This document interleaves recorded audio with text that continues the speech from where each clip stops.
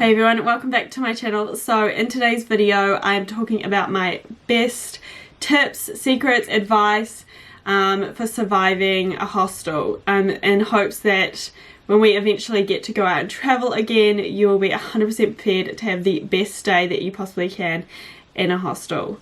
If you're watching this in the future, we had a pandemic in 2020 and yeah, I mean, I'm sure you know about it, but just in case you forgot.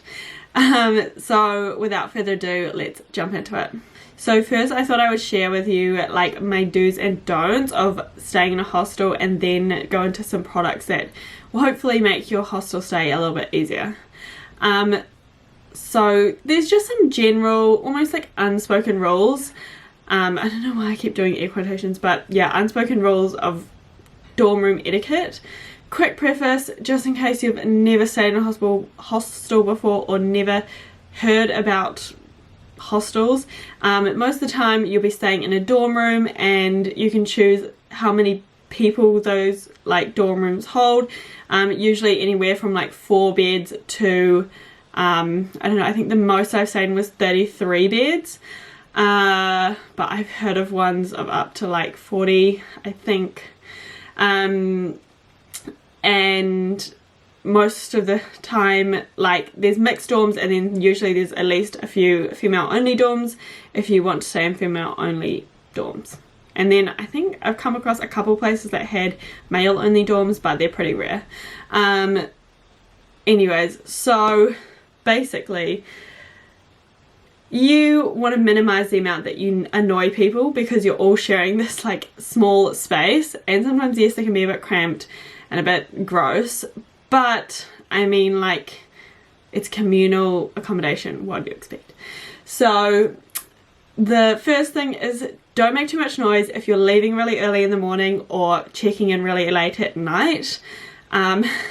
People rustling around in their bags is like the most annoying thing to be woken up by, especially if you've got a big day ahead of activities tomorrow or whatever you're doing. It's just not a great thing. So if you are going to be leaving early or checking in late, just have everything like at the top of your bag or on your bed, just ready for you to like whip on, so you can make the least amount of noise as possible. I know it's impossible to make no noise, but basically, I mean, like, you could even sleep in your clothes if you really wanted to do that. I kind of don't like to do that, because especially if I'm going traveling for like the rest of the day, the next day I'm going to be feeling really gross. But anyways, yeah, so just try to make the least amount of noise as possible when you're leaving early or coming in late, basically when people are kind of sleeping. Same goes for turning on the light. Use the torch on your phone, or sometimes hostels will have a little light by the bed. Like, if you can keep the time that the light is on to a minimum, again, that's better. But you know, you gotta do what you gotta do, just try to do it as minimally as possible. So the next thing may seem obvious, but just keep your stuff tidy, and like hopefully all of your dirty clothes in like a concealed compartment in a packing cube in your bag, whatever you prefer to do. But like, I just stayed in a hostel once. It was on like this kind of like hippie part of like this lake, and there was this girl and she just smelled horrible. Like, I don't know if it was her clothes or like her, she just didn't use deodorant. Like, it literally was not pleasurable at all.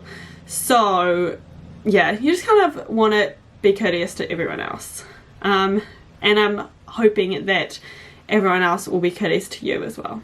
The next thing is kind of about the shared kitchen and dining space. Again, keep it tidy, but also just like don't leave food that's going to go disgusting in the fridge, because someone's going to have to clean that out. I worked in a hostel for 4 weeks in 2019, and yeah, at some point or another I had to clean some gross stuff out of the fridge. It wasn't nice. If you're leaving, just grab it out of the fridge and throw it in the bin. At least it's in the bin and we know the bin is already gross. The next thing I would say is to make use of your locker. Sometimes, like most hostels I would say I've stayed in, have big lockers where you can probably fit your bag in. If you're a minimal traveler like I am, that is very easy because you have a small bag if you're a lunatic with a ginormous bag, then I don't have anything else to say. But basically also lock away valuables and stuff, but it just keeps things tidy, keeps things in one place. It means like if you're just taking off a piece of clothing that you want to shove in there, just shove it in there. At least it's not in anyone else's way. And as much as I would love to trust everyone in the hostel, you just never know. So yeah, just don't leave like your camera or your laptop or your cell phone lying around. I've usually been okay with leaving my chargers like in the plugs in my bed, but I've heard others say that they've had them taken. It just kind of depends. But I do try to tend to choose hostels with like better ratings so that hopefully shadier people won't stay there. It's hard to say. So my next piece of hostel advice is to try your best not to be shy. I can be pretty outgoing a lot, but if I'm around people I don't know, I can be very, very shy and like literally just not talk to anyone. So I remember the first time I stayed in a hostel, I really had to psych myself up so much to be able to go downstairs and sit in the bar and strike up a conversation with someone. Like I was honestly terrified. And you know, I've had moments like that afterwards, but they were never as bad as that very first time I stayed in a hostel and I had to like just go out there and put myself out there, like just do it. So that was, yeah, pretty terrifying, but honestly, people are people. Everyone is super friendly most of the time. And the other thing is, even if you strike up a conversation with someone, they're super friendly, but you don't actually feel like you get along with them or vibe with them, it's okay, because you're probably going to be heading off in separate directions in a few days. So just enjoy talking to someone, especially obviously if you're solo traveling, which I would 100% recommend, because traveling with friends is really nice, but you're never really going to get out of your comfort zone, and when you're out of your comfort zone, that is where you go. Even in your dorm room, if you just start, like as soon as you see someone or make eye contact with someone, just start talking.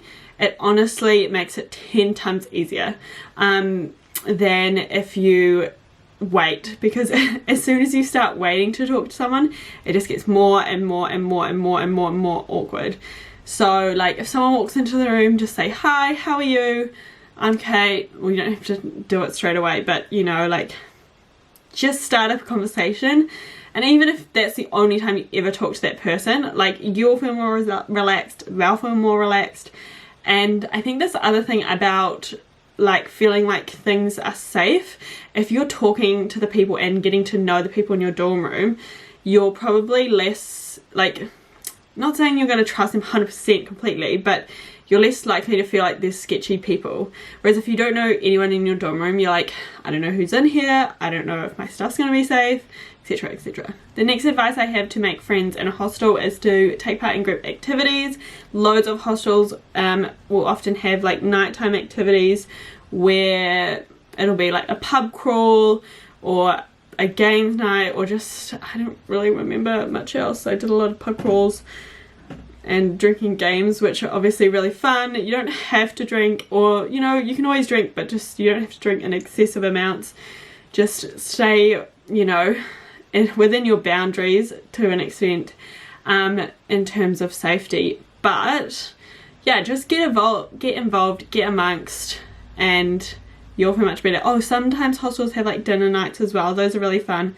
And most of the time, if you're staying in a hostel, you're going to be around other people who are wanting to make friends as well, because that's why they're staying in a hostel. So during these group activities, it's pretty easy to strike up conversations with someone. Walking tours, that's another great way to like make friends, often through the hostel, or the hostel like has one that they recommend, so they kind of tell people to meet at the hostel front desk and then they can go together. But yeah, group activities are peak for making friends. Okay, I know we kind of curved off to talk about friends and socializing, and I kind of forgot to talk about the shower situation, because we talked about the dorm room and we talked about the kitchen, but the showers, okay, this is my controversial opinion, and you know, you don't have to agree, but I think shower shoes or just any shoes in the showers make it dirty or more dirty. Like, I get it why people don't want to deal with gross shower floors, but in my opinion, like, some of the showers like in hostel rooms are probably cleaner than like the ones in my uni halls, because I feel like most hostels will clean them like definitely once a day at minimum, sometimes twice a day during high season, etc., just like when they need to. Also, I found that dorms with like one bathroom for the entire dorm, that bathroom was grosser than when we had like a big shared bathroom for lots of different people, like lots of different rooms. I don't know, that's just in my experience. But yeah, I don't wear shoes in the shower. Like, I'll wear shoes to the shower if it's like a long walk from my dorm to the shower, if it's outside. But I'll wear shoes to the shower, but then I take them off before I get into the shower. You know what I mean? Like, it's just gross. And of course, I've mentioned them many times, I always wear my Birkenstock EVAs. They are peak. If you're showering at kind of like a peak time, of course, just try to keep it, you know, short and sweet, as short as you can. I understand the necessity of a 10-minute shower, because you have to wash your hair, and like, what if you have to shave and all that stuff? Then maybe you could try to time it when there's not as many people wanting to shower, but alas. Basically, the best advice for being in hostels is like being considerate of others, so hopefully they'll be considerate of you as well. Alright, so the next part, I'm going to share some of my favourite products to just pimp out the hostel experience. So the number one product that I think is an absolute essential, or I guess it's two products, but is an eye mask and earplugs. So you know how at the start of the video I was talking about people coming in late or leaving early.